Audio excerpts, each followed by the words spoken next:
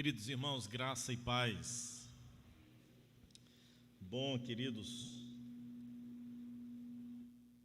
termos a oportunidade de nos encontrarmos nessa noite para louvar o nome do nosso Deus, para exaltar ao Senhor, esse Deus grande, esse Deus supremo, digno de toda a adoração, de todo o nosso culto, porque certamente, queridos, é esse o propósito de nos encontrarmos aqui nessa noite, é louvar ao Senhor, é exaltar, é bendizer o nome do nosso Deus, em toda a sua grandeza, em toda a sua majestade, em toda a sua soberania. Espero, queridos, que nós nessa noite estejamos irmanados nesse propósito, nesse objetivo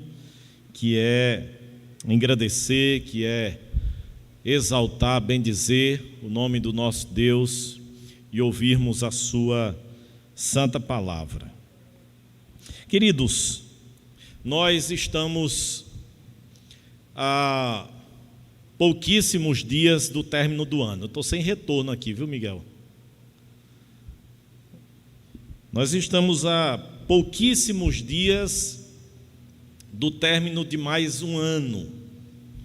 Essas datas, não é, que se aproximam, essas datas que nós vivenciaremos. Vejam aí se regula o meu microfone, por favor. Microfonia, sem retorno. Regule aí, por favor.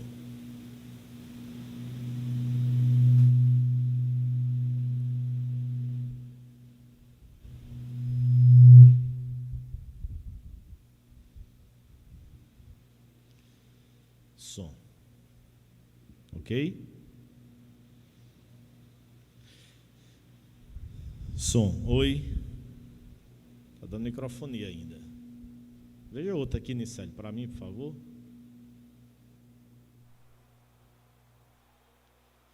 Vamos abrindo, queridos, a palavra de Deus no Evangelho de Mateus, capítulo de número 2.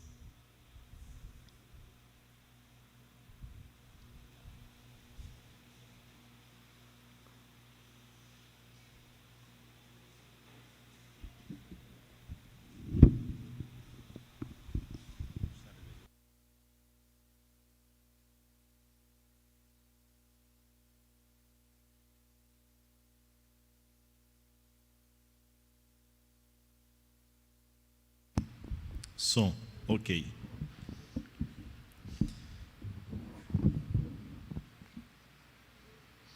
Evangelho de Mateus, capítulo de número 2. Como eu dizia, queridos, nós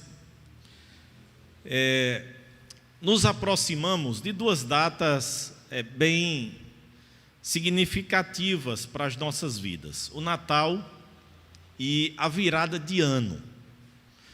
E é bem verdade que não há nenhum tipo de misticismo em torno dessas datas, no sentido de que não é a mudança de ano que nos fará vivermos dias melhores.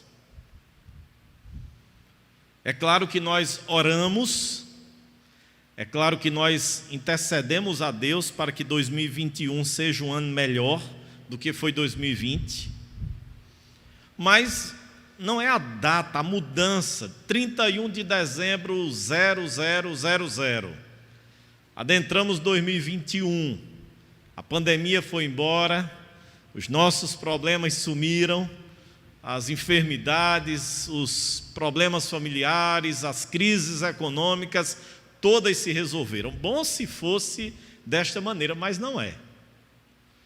Nós sabemos muito bem que os desafios, as lutas, as dificuldades, consequentemente o cuidado de Deus, o amparo de Deus, a providência de Deus permanecerão na vida dos seus filhos.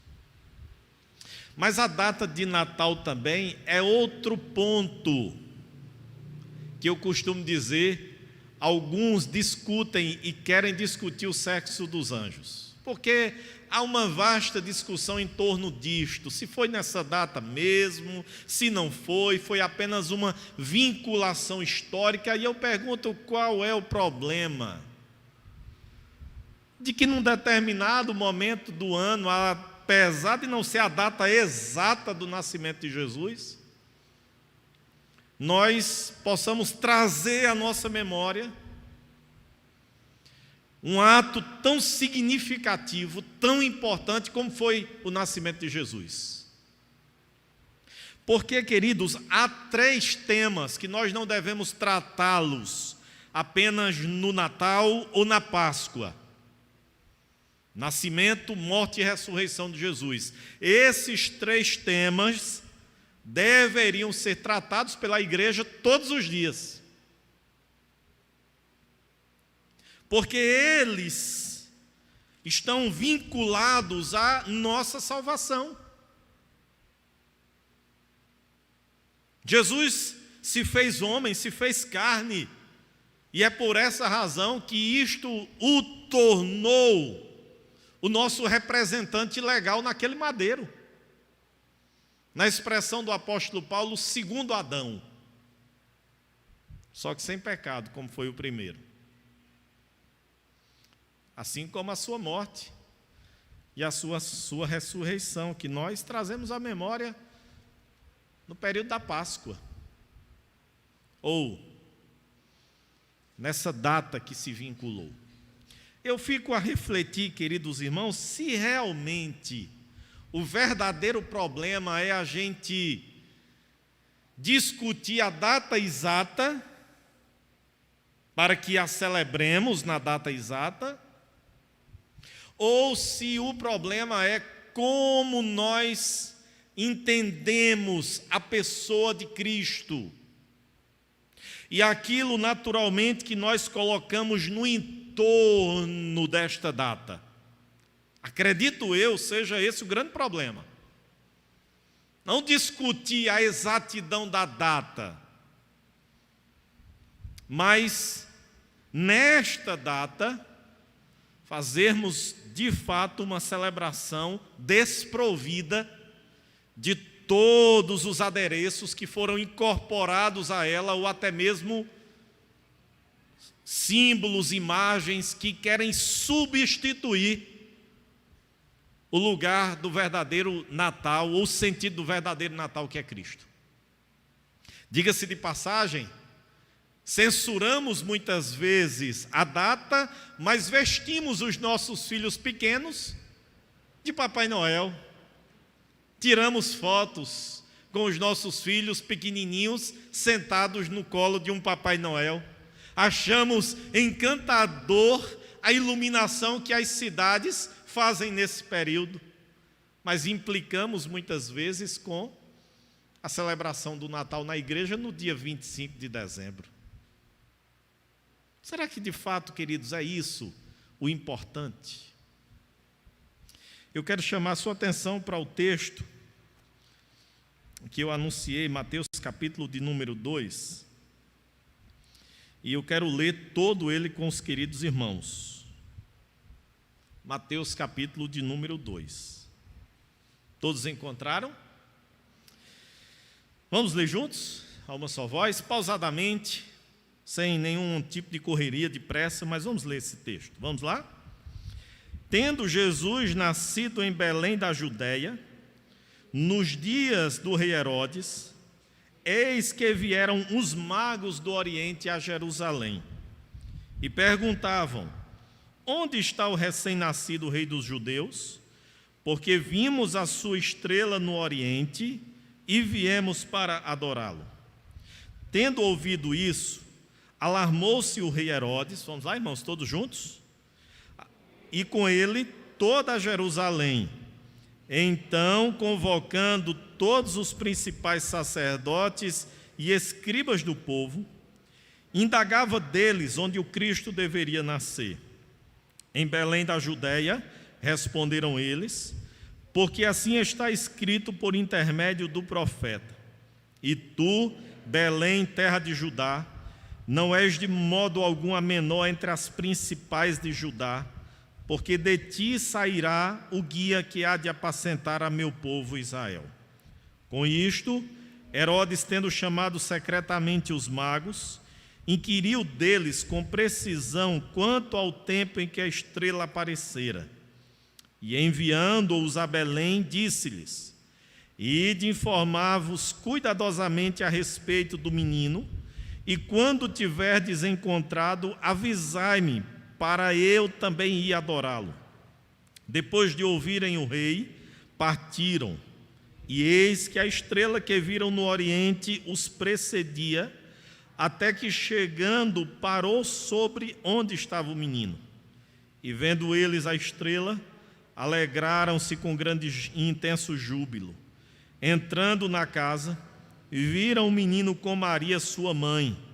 Prostrando-se, o adoraram, e abrindo os seus tesouros, entregaram-lhe suas ofertas, ouro, incenso e mirra. Sendo por divina advertência prevenidos em sonho, para não voltarem à presença de Herodes, regressaram por outro caminho à sua terra. Verso 13, queridos. Tendo eles partido, eis que apareceu um anjo do Senhor a José em sonho e disse: dispõe-te, toma o menino e sua mãe, foge para o Egito e permanece lá até que eu te avise, porque Herodes há de procurar o menino para o matar. Dispondo-se ele, tomou de noite o menino e sua mãe e partiu para o Egito, e lá ficou até a morte de Herodes, para que se cumprisse o que fora dito pelo Senhor por intermédio do profeta: do Egito chamei o meu filho. Vendo-se iludido pelos magos, enfureceu-se Herodes grandemente e mandou matar todos os meninos de Belém e de todos os seus arredores, de 2 anos para baixo, conforme o tempo do qual com precisão se informara dos magos. Então se cumpriu o que fora dito por intermédio do profeta Jeremias: ouviu-se um clamor em Ramá, pranto, choro e grande lamento. Era Raquel chorando por seus filhos e inconsolável, porque não mais existiam. Tendo Herodes morrido, eis que o anjo do Senhor apareceu em sonho a José no Egito e disse-lhe, verso 20, queridos: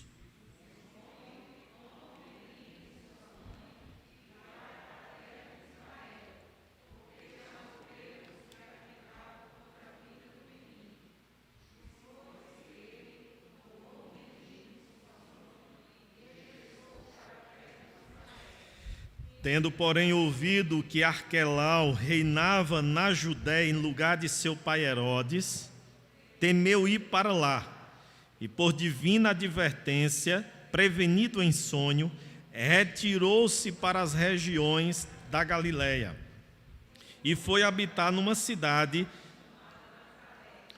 para que se cumprisse o que fora dito por intermédio dos profetas. Amém, queridos. Louvado seja o nome do nosso Deus. Winston Churchill, ele disse uma frase que li essa semana e chamou a minha atenção. E a frase diz o seguinte: o Natal é um tempo de não apenas se regozijar, mas também de reflexão. O Natal é um tempo não apenas de se regozijar, mas também de reflexão. E lia, queridos irmãos, uma devocional, uma meditação tratando sobre o Natal, e o título dela me chamou muita atenção. Porque o título dessa devocional dizia o seguinte: você já notou como os bebês realçam o melhor nas pessoas? Esse era o título daquela devocional que me chamou a atenção. E a reflexão, ela continua dizendo o seguinte: as pessoas falam, e isto tendo em mente um bebê diante delas. As pessoas falam mais suavemente, mais gentilmente, e são mais amáveis quando estão perto dos bebês. As famílias se juntam para ver o novo bebê. Os amigos mandam presentes e refeições para os pais de olhares cansados. Sem mencionar que as pessoas são sempre mais bondosas com mulheres grávidas. Interessante que é assim que a história do Natal começa, com um bebê. Isaías capítulo 9, versículo do 6 a 7, diz que, pois já nasceu uma criança, Deus nos mandou um menino. E esse menino era Jesus, aquele que é chamado de maravilhoso conselheiro, príncipe da paz, é o salvador do mundo, por quem as pessoas estavam esperando. Quando ele veio à terra, as profecias foram cumpridas. Esse bebê, nascido de uma virgem, cresceu e se tornou um homem que viveu uma vida perfeita, sem pecados. Ele morreu em uma cruz, ressuscitou dentre os mortos, nos dando a oportunidade de sermos livres dos nossos pecados. E a meditação termina dizendo: é isso que o Natal representa. É isso que o Natal representa. Há, sem dúvida alguma, algumas outras coisas que demandam a nossa atenção, e que, se não estivermos atentos, estas outras coisas que demandam a nossa atenção podem ofuscar o verdadeiro sentido do Natal. Quais são essas coisas? Comprar um presente para aqueles que estão em nossa lista, ser extra gentil com nossas palavras e ações, preparar uma refeição deliciosa para uma festa, criar um cartão, troca de presentes, confraternizações e tantas outras coisas mais. Mas o que eu queria, queridos, nessa oportunidade, chamar a sua atenção, até que ponto você concorda com o título dessa devocional? Até que ponto, queridos, bebês ressaltam o melhor das pessoas? E eu quero olhar para esse texto, esse relato de Mateus, para que nós possamos responder a esta pergunta de forma bíblica e olhar de forma, da forma como Jesus, quando bebê, foi tratado. E eu queria inicialmente dizer, queridos, que diante do bebê Jesus, algumas ações ou algumas reações, elas surgiram, elas foram apresentadas. E é justamente sobre o tema que eu queria refletir nessa noite. Reações diante de Jesus. E eu quero que você olhe comigo para o texto bíblico. Nós vamos encontrar a primeira reação diante de Jesus. A primeira reação foi a atração. Vamos, com a Bíblia aberta, examinar isso. Capítulo de número 2, queridos, do versículo de número 1 a 12, especialmente, nós lemos o relato de magos que vieram do Oriente até Jerusalém. Quem eram esses magos? Essa é outra discussão extremamente intensa e sem unanimidade. William Hendricks, ele faz um comentário que eu entendo ser pertinente. Ele diz: sabemos muito pouco acerca dos magos mencionados em Mateus capítulo 2. Todavia, pelas descrições de suas ações, sabemos que eram merecedores do qualitativo de sábios. A melhor direção a seguir parece ser a de aderirmos estritamente ao texto e reconhecermos que esses homens vieram do Oriente. Outro grande questionamento a respeito desses magos, além de quem eram, quantos eram? Alguns caminham na direção de que, por causa dos presentes, eram 3, porque eles deram ouro, incenso e mirra, mas não há nenhum fundamento bíblico no relato para que nós possamos dizer que eram 3. Poderiam ser 2 ou poderiam ser mais de 3. Isso também é de menor importância. Mas o que é importante nós considerarmos no texto, queridos irmãos, é o propósito daquela viagem, o propósito daquele deslocamento. Porque estes magos, se 3, se 2, se 4, se 5, não importava aqui no momento a quantidade.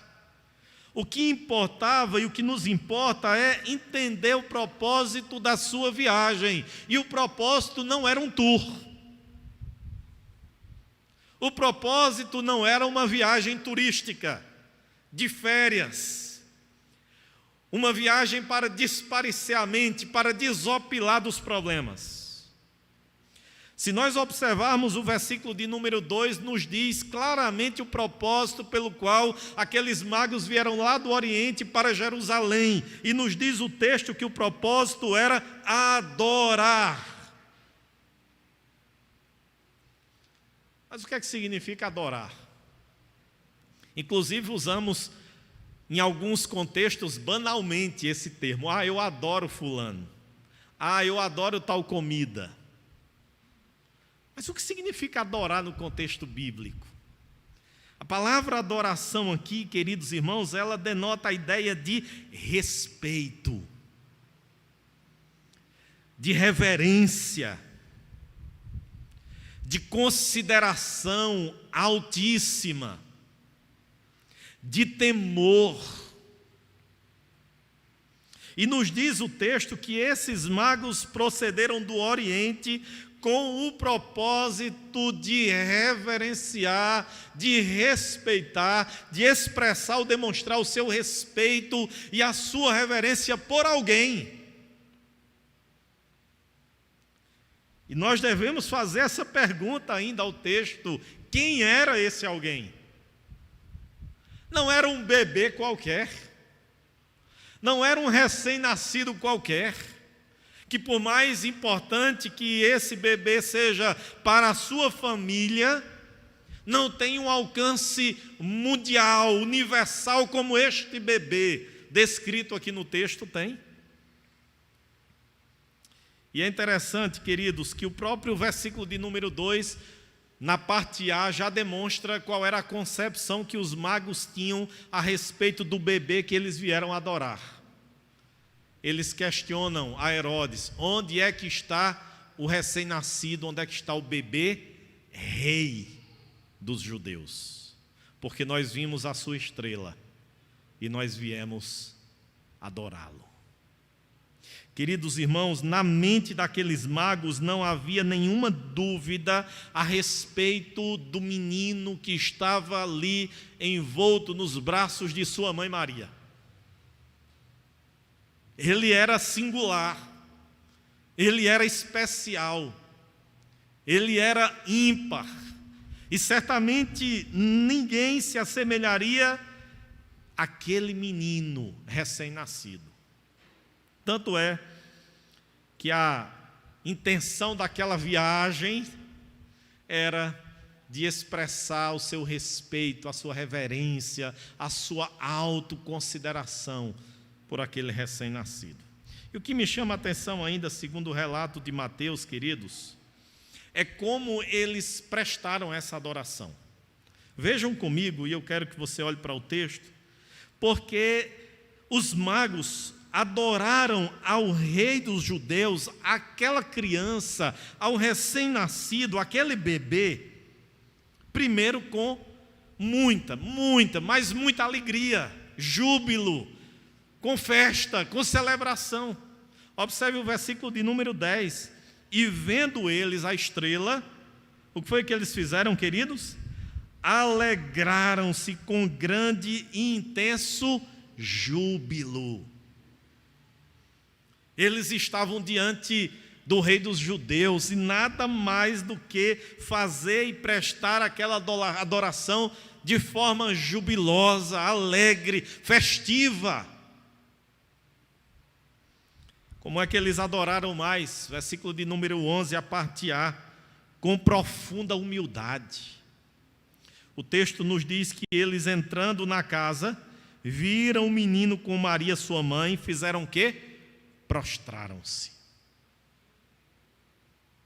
Essa palavra, queridos irmãos, denota a humildade, o quebrantamento que havia no coração daqueles magos quando chegaram diante de Jesus.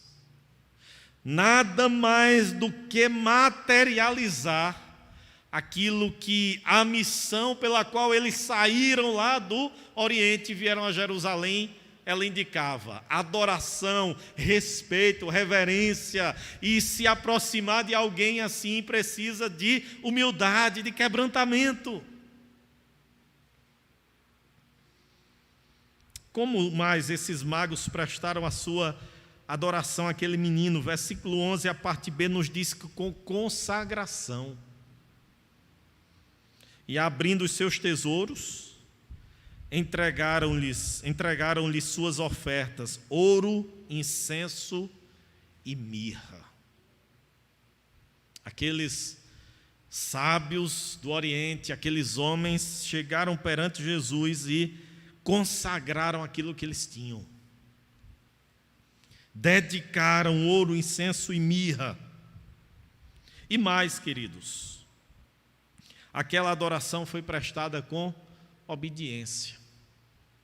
O versículo de número 12 nos diz que, tendo sido avisados por Deus em sonho para não voltarem à presença de Herodes, os magos seguiram por outro caminho para a sua terra.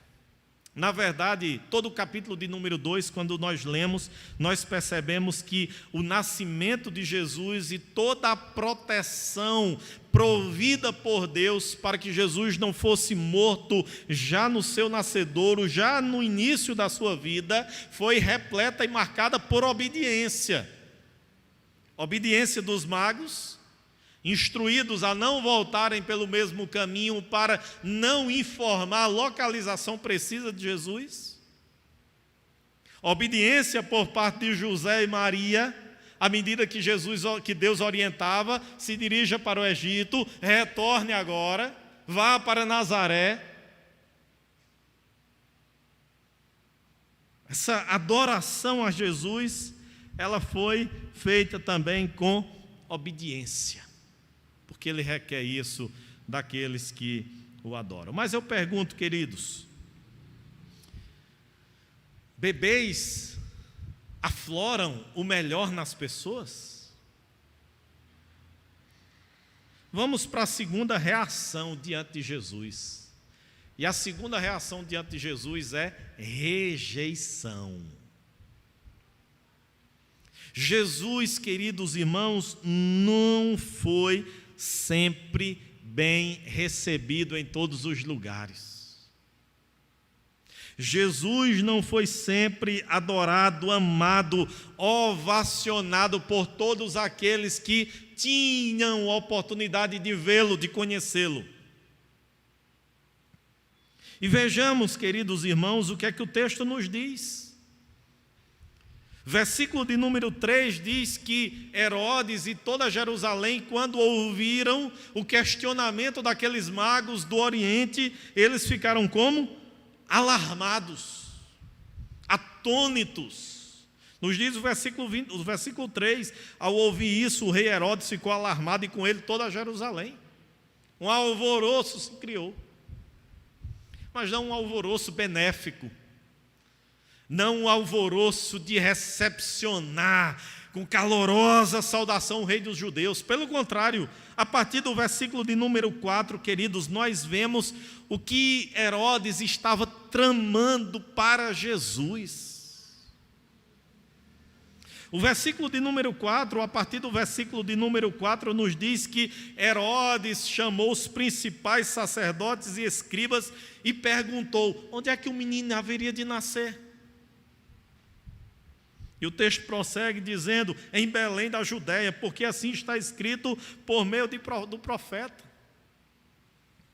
E o texto prossegue, queridos, quando Herodes chama à parte num lugar secreto os magos do Oriente e diz a eles, olha, quando vocês regressarem, passem por aqui e me digam onde é que o menino está, porque eu também quero ir adorá-lo. A trama que Herodes estava ali planejando, queridos irmãos, estava repleta de mentira, porque não era propósito de Herodes ir até onde Jesus estava para adorá-lo. Pelo contrário, o propósito de Herodes era um propósito perverso, cruel. Versículo 13, observe comigo qual era o propósito de Herodes. Depois que os magos foram embora, um anjo do Senhor apareceu em sonho a José e disse, levante-se, tome o menino e sua mãe e fuja para o Egito, fique por lá, até que eu avise a você. Por quê, queridos? Porque Herodes há de procurar o menino para matá-lo. O propósito de Herodes não era adorá-lo, como ele tinha dito aos magos. O propósito de Herodes era matar o menino.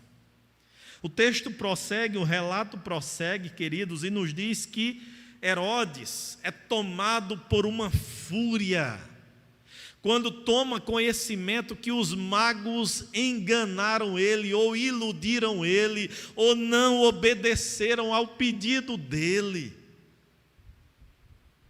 E nos diz o versículo de número 16, que vendo-se iludido pelos magos, Herodes ficou tão furioso, que fez com que uma ordem se instalasse, onde todos os meninos de 2 anos abaixo em Belém fossem mortos. Para não correr o risco de escapar algum, o decreto e a determinação de Herodes era para que todos os meninos abaixo de 2 anos fossem exterminados. Queridos, perante Jesus, perante o Evangelho de Cristo, não há, preste bem atenção nisso, não há neutralidade. Não há imparcialidade, não há como ficar em cima do muro.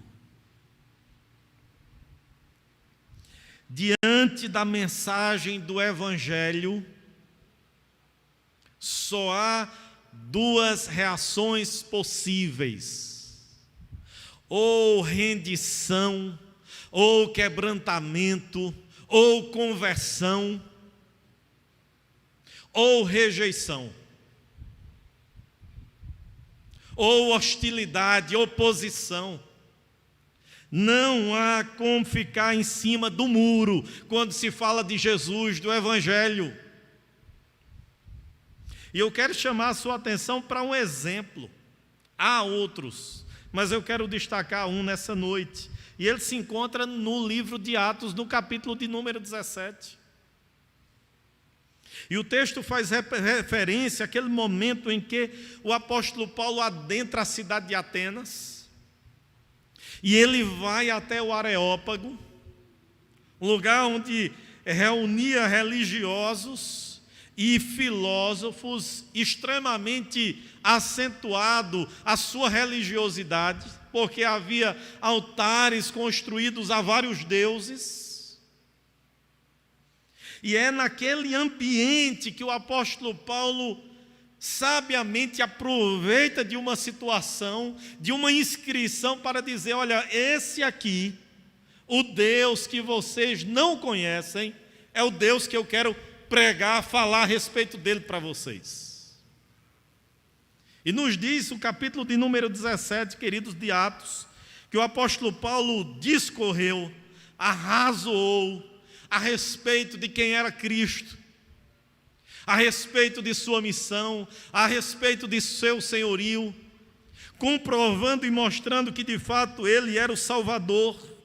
Ele era não apenas o Criador de todas as coisas, mas o preservador de todas as coisas. E Paulo caminha para o término daquele sermão belíssimo ali no Areópago e diz assim: agora esse Deus que criou todas as coisas, que é a razão pela qual nós existimos, respiramos, nos movemos, esse Deus que se fez homem na pessoa bendita de Cristo, que foi morto, crucificado, mas que ressurgiu dentre os mortos, esse Deus agora avisa, esse Deus notifica, esse Deus convoca vocês para o arrependimento.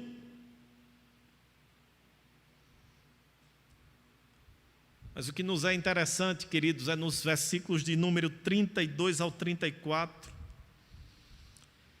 quando Lucas registra as reações frente àquele discurso de Paulo ali no Areópago.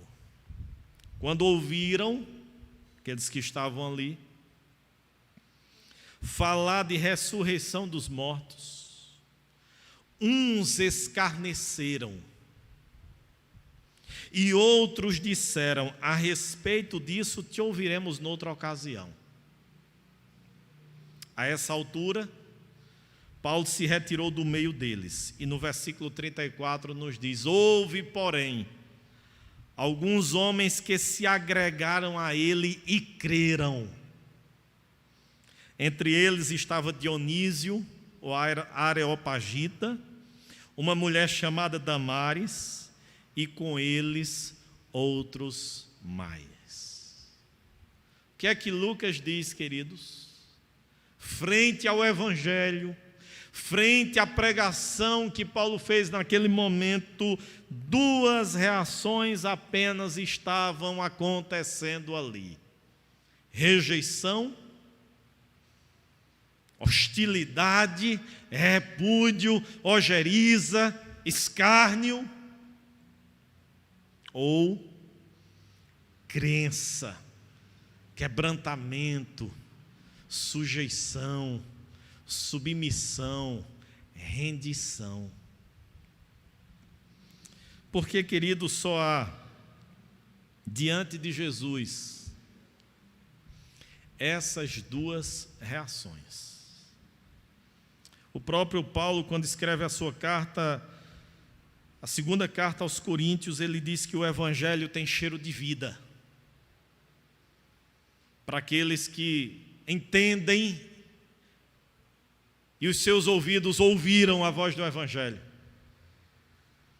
Mas tem cheiro de morte para aqueles que preferiram endurecer o seu coração e não se prostrar diante de Jesus como Senhor e como Salvador de suas vidas. Eu pergunto a mim e a você nessa noite: qual é a nossa reação diante de Jesus? É de atração? É de adoração? É de prostração? É de rendição? Ou é de rejeição? De indiferença? Você talvez me diga: ah, pastor, mas eu não sou como Herodes. Eu não sei, eu não tenho essa fúria, esse ódio contra Jesus. Mas enquanto, queridos, o nosso coração não colocar Cristo no trono, no lugar que é devido dele, isso já é e já se constitui uma atitude de rejeição ao Senhor Jesus. Se nós respondemos nessa noite que a nossa atitude é de adoração, como nós temos adorado ao Senhor Jesus? Como tem sido a nossa expressão cultica e como tem sido a nossa expressão de vida? Aqueles magos não dedicaram a sobra,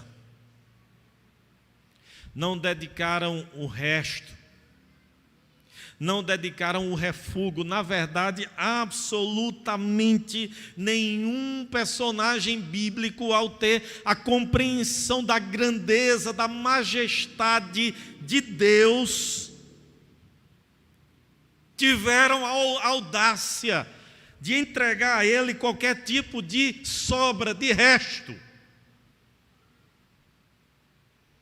Eu me recordo do término do primeiro livro das Crônicas, capítulo de número 29, na transição entre o rei Davi e o seu filho Salomão, em que Davi, já velho, aproximava-se a sua partida, e ele convoca os príncipes, ele convoca os líderes, ele convoca o povo de Jerusalém para que pudesse ofertar ao Senhor. E o seu filho, então Salomão, quando ao trono chegasse, concretizasse algo que nasceu no seu coração, a construção de um templo, de uma casa, onde fosse um símbolo geográfico de adoração a Deus. E o capítulo 29 do primeiro livro das Crônicas começa a descrever tudo aquilo de intenso, de bom, de melhor, que aquelas pessoas levaram ao Senhor Deus: bois, ovelhas, ouro, prata, levaram riquezas, levaram o melhor. E quando termina, Davi diz assim: Senhor, quem somos nós? Quem somos nós para te darmos alguma coisa? Porque tudo, Senhor, vem das tuas mãos, tudo nós recebemos do Senhor. Queridos, quando nós temos a compreensão a respeito de quem ou diante de quem nós nos encontramos, nós não somos medíocres, acanhados, avarentos, gananciosos. Nós dedicamos o melhor para o Senhor. E não me entenda apenas melhor como dinheiro. O nosso dízimo é uma expressão de obediência, de gratidão ao Senhor. Nós devemos ir além disto. O que nós devolvemos ao Senhor com os nossos dízimos, com as nossas ofertas, é uma parte daquilo que nós internamente já dedicamos ao Senhor. Mas o que dizer do nosso tempo? Deixei na portaria da igreja um plano de leitura anual da Escritura Sagrada. Todos os anos faço e repito esta mesma prática, com o intuito de fomentar no meu coração, no seu coração, a necessidade da nossa vida piedosa, devocional, de leitura da palavra de Deus. Mas nós nos justificamos dizendo: não tenho tempo e não gosto de ler. Mas lemos os comentários que são feitos no WhatsApp, lemos aquilo que é postado nas redes sociais, temos tempo para passar minutos e minutos, às vezes até horas, vendo histórias, vendo feed de notícias, acompanhando status, mas não temos tempo para ler a Escritura Sagrada e para orar. O que dizer, queridos, dos nossos talentos e das nossas habilidades? Coisas naturais que Deus nos dá e que nós usamos quando se dá algum retorno financeiro. Mas quando gratuidade se é requerida ou voluntariedade, nós alegamos não ter tempo, não podermos fazê-lo naquele dia, naquele momento. O que dizer dos nossos dons, que Deus nos dá para a edificação do corpo que é a igreja. E nós simplesmente não o fazemos. Queridos, não perca seu tempo discutindo sobre a legitimidade ou não da celebração do Natal no dia 25 de dezembro.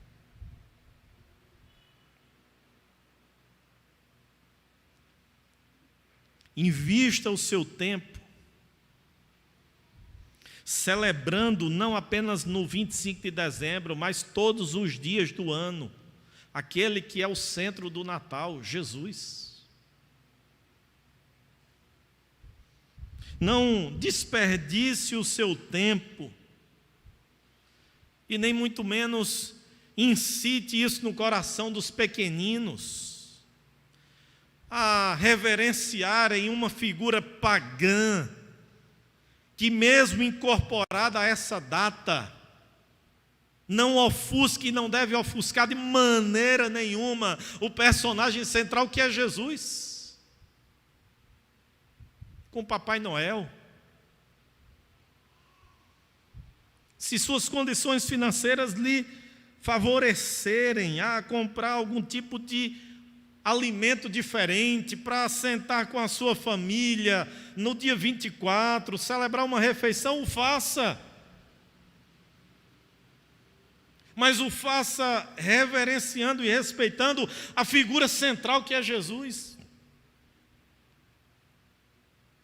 Não se endivide para ter que comprar roupa nova, para ter que ceder aos apelos do consumismo, de final de ano ter que comprar roupas e roupas, sandálias e sandálias, sapatos e sapatos novos, porque inclusive, se eu não os tiver, não participarei das atividades na igreja.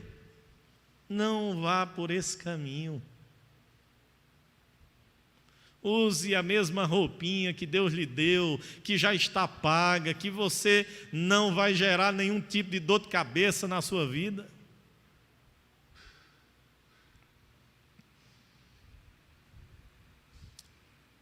Eu quero concluir, queridos, dizendo que perante Jesus, o personagem central do Natal, nessa noite, o meu coração e o seu coração se renda e se prostre diante dele. Não há possibilidade de ficar em cima do muro. Não há possibilidade de ser imparcial. Ou sua vida é de Cristo,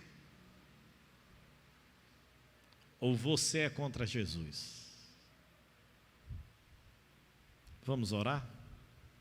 Feche seus olhos. Coloque sua vida diante do Senhor.